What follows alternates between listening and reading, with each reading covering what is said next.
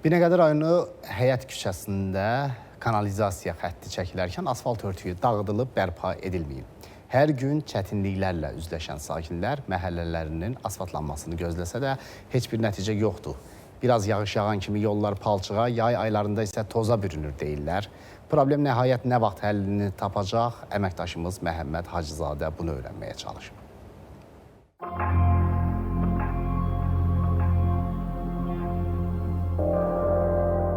Binəqədi rayonu Həyat küçəsindəyik. Küçənin adı xoş səslənsə də, burada yaşayanlar necə deyərlər, təngə gəlib. Belə ki, bir neçə müddət əvvəl aidiyyəti qurumlar tərəfindən bu yolda qazıntı işləri aparılsa da, işlər natamam şəkildə saxlanılıb və nəticədə elə bir bərbad vəziyyəti yaranıb.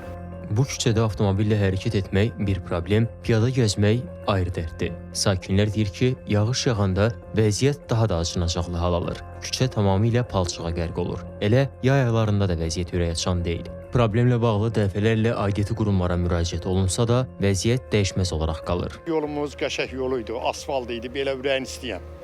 Bu hündür binaları tikdilər. Bizim yolumuzu bərbad elədilər. Kanalizasiya, su, hər şeyini çəkdilər. Söz verdilər ki, düzəldəcəyik, düzəltmədilər. 3 ilə yaxındır ki, bu yollar bu vəziyyətdədir. İndi məktəb oxuyurduq, məktəbdə də çətinlik çəkirdik, məktəbə gedib gəlməkdə. Hal-hazırda universitetdə oxuyuruq. Qış vaxtında geyinirik, üstümüz, başımız pis vəziyyətdə gedirik şəhərə, universitetə. Su xətti çəkdilər, yuxarıdan aşağı. Elə də dedilər, eləyəcək, hamısı eləyəcək, elə də qoydular, sıxlar getdilər. Əvvəl asfalt var idi, axıra kimi. Kanalizasiya çəkdilər deyəsən burada.